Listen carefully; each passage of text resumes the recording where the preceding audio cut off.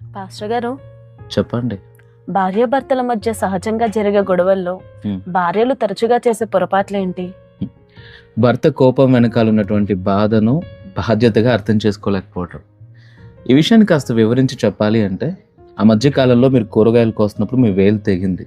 దాన్ని కట్టే ప్రయత్నం చేస్తున్నప్పుడు మీరు కోపడ్డారు. దేనికని? నొప్పిగా అనిపించింది. నొప్పిలో ఎలా రియాక్ట్ అవ్వాలో తెలియక అరిచేశాను.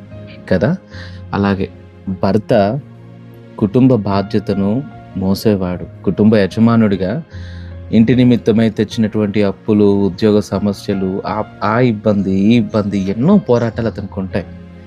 ఎన్నో అవమానాలు, ఎన్నో తిరస్కారాలు ఎదుర్కొంటూ కుటుంబ నిమిత్తమై ఒక బ్రెడ్ విన్నర్ లాగా ఆ బాధ్యతలన్నీ నెరవేరుస్తూ ఇంటికి వచ్చినప్పుడు తానున్నటువంటి ఇరిటేషన్లో, తానుకున్నటువంటి బాధల్లో కొన్ని సందర్భాలలో ఆ బాధను, ఆ కోపాన్ని భార్య దగ్గరే చూపించగలుగుతాడు. ఎందుకంటే భార్య దగ్గర అతనికి ఆ స్వాతంత్రం ఉంది అని భావిస్తాడు.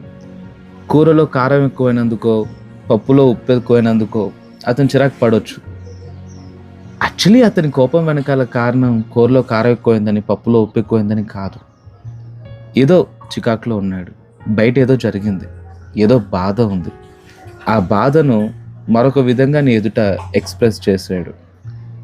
ఆ కోపం వెనకాల ఉన్నటువంటి బాధను బాధ్యతగా అర్థం చేసుకొని కాస్త భరించి సహనంతో ప్రేమను చూపించి ఒక కంఫర్ట్ జోన్ క్రియేట్ చేయగలిగితే కుటుంబం చాలా ప్రశాంతంగా ఉంటుంది.